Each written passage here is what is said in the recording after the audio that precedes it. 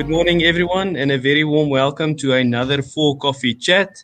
My name is Michael Powell, and I will be your host today. I am the sales director within the operational technology cluster within 4Sight, and my responsibility is to sell customers solutions within our automation, optimization, and simulation stack that enables this digital transformation, resulting in their plants and their processes running more efficiently and effectively. Today, we will be focusing specifically on the automation business, and the topic we will be handling today and discussing today will be a very, very hot and I believe a very relevant topic. The topic is OT security, cybersecurity within the operational technology space. With me today, I have an industry expert and a technology expert. Our industry expert is Donnie Barnhorst. Donnie, if you can maybe do a quick introduction of yourself. Morning, Michael, and yes, thank you for inviting me for coffee today. I'm enjoying it here in our new head office right here in 4West. Beautiful environment. I can't wait to get more people in the office. Just a bit of background on myself. I started my career quite a while ago, just after I graduated in electrical engineering, straight in the automation business. And that was in the early 90s. And then, last few years, I've continued in that business. And from about 2017, I've joined H Technologies, and I'm now the managing director of H Technologies, which is a subsidiary for 4Sight Holdings. Oh, thank you, Donnie. And then our technology expert today in the panel is Bashir. Bashir, if you can do a quick introduction of yourself. Sure. Thank you, Michael. Good morning to you and Danny. It's great to be here drinking coffee virtually with you guys. I'm in beautiful and sunny and hot Dubai. And my name is Bashir Musa. I'm the regional director at Nozomi Networks, who is a leading OT security and visibility company based out of Dubai, looking after the Middle East and Africa market. Excellent. Yeah, so I think let's just get right into it. Donnie, as you said, you have got a very strong background and lots of experience in the control system environment.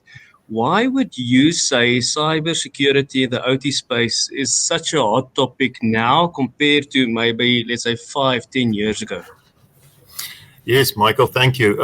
So when we in the 90s, when we started rolling out PLC systems across all our plants, we had proprietary industrial networks running between those PLCs and HMIs, and it was very difficult to connect to them. So you typically had an engineering station with a special interface card that you physically had to go there to the machine to communicate to your PLC controller and upload information.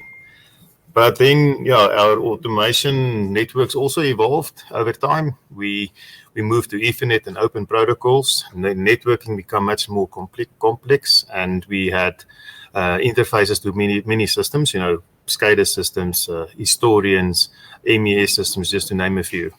So with that, obviously your risk increases. And then by around 2012, 2010, we got quite a bit of a wake-up call in the industry when Stuxnet hit us, and that was specifically developed to target the Siemens PLCs at the time.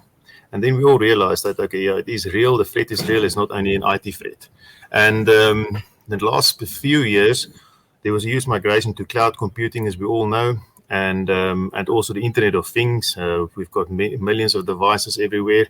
With that now moving into the industrial space, calling the IIoT. And then with the pandemic in the last year, we all seen a lot of move towards remote work. So we sit now and with process engineers and control system engineers accessing their plants remotely. Us ourselves, we even commissioned the plant remotely in the last year. So yes, all of that definitely requires you as an owner of an industrial plant to have a very good and strong cybersecurity strategy. Excellent, Donnie. So this confirms that cyber security and cyber attacks is a real risk to our customers, and that our customers should put something in place to mitigate these risks and prevent these cyber attacks. Bashir, from your side as a leading technology supplier, what is your possible approaches and solutions to help mitigate these risks for our customers?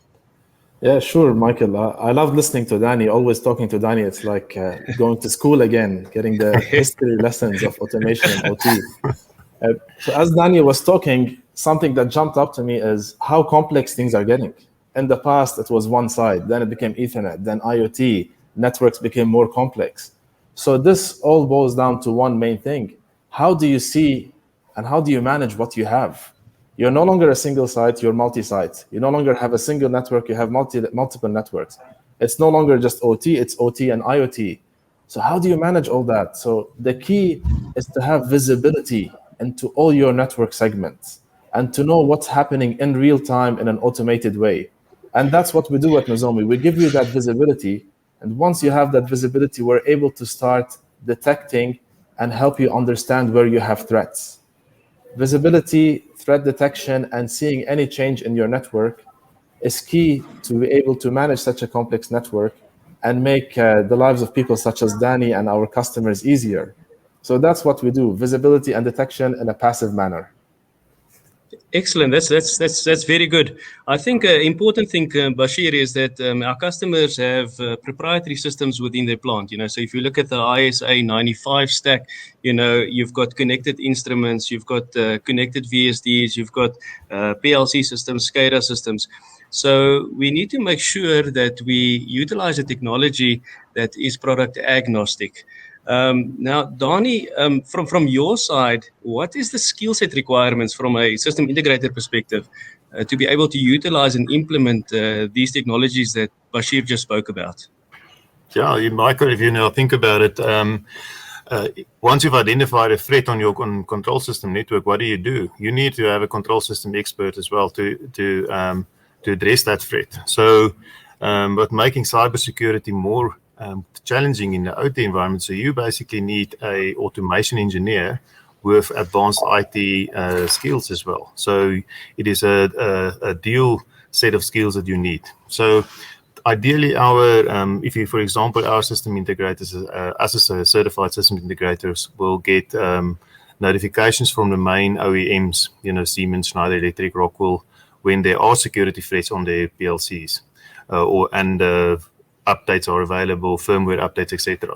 So then you need to get an automation engineer involved to do that, and that is why we've partnered with Nozomi Networks. We've got now access to all the learning, the experts in cybersecurity and network security to scale our engineers who already has the control system knowledge up, so that they can help our customers to secure their OT environment. Fantastic. So this partnership between the technology and the implementation partner is critical to us. However, as I said, that current investment that the customer's got, we need to make sure that he's got this existing control network, and we have to make sure that we can connect onto that existing control network and make sure that we can communicate to all these different devices that's normally from different suppliers. So Bashir, from your side, can you maybe show us a diagram quickly on how and where the technology fits into the current control system network, and how does it work if a company has multiple sites, maybe in multiple countries, as you said? Correct. So I'll bring this up, Michael. As it's coming up, something important you mentioned a couple of times, yourself and Danny, is partnerships. As Nozomi, we are vendor agnostic, but to be vendor agnostic, it's important to have the right partnerships with all the OEMs, which we work very hard at a global level to achieve. That will allow us to give the right visibility and detection. But that's one step of the partnership. The other step is partnering with yourselves at 4Sight and at Age, so that we can build the strategy to take it to market to benefit our customers. Now, as you can see from the slide that I've put up, where we are connected is usually around level 2 in the supervisory plant, or we can be on level 3 or level 4. We don't mind as long as we can get a connection to a switch. The important point to highlight here, because when someone sees this, they might get scared. What, putting another device in a level 2? We are a passive, non-intrusive device and solution. So we just connect to a span port on a switch passively, and we're able to provide you the visibility and the detection. You have multiple sites, not an issue. The key is to have connections to the switches at different sites, and then you can centrally manage all your sites and all your platform from one location that could be on-premise or in the cloud. Now we're talking OT and we're mentioning cloud. That's a bit weird, but at Nozomi we always believe in being in the forefront of what we do. So we've now got the ability to provide centralized management for customers and their sites globally from the cloud, which makes it easy for them to access it and to manage it. So the key points I will highlight here is that we are passive and non-intrusive because we appreciate OT, we appreciate how complex OT is, and our main goal is to give the visibility and security without any disruption to our customers. Excellent. No, this is fantastic. So thank you guys. I think Dani, Bashir, yes, it was really insightful for us to talk about this and understand this.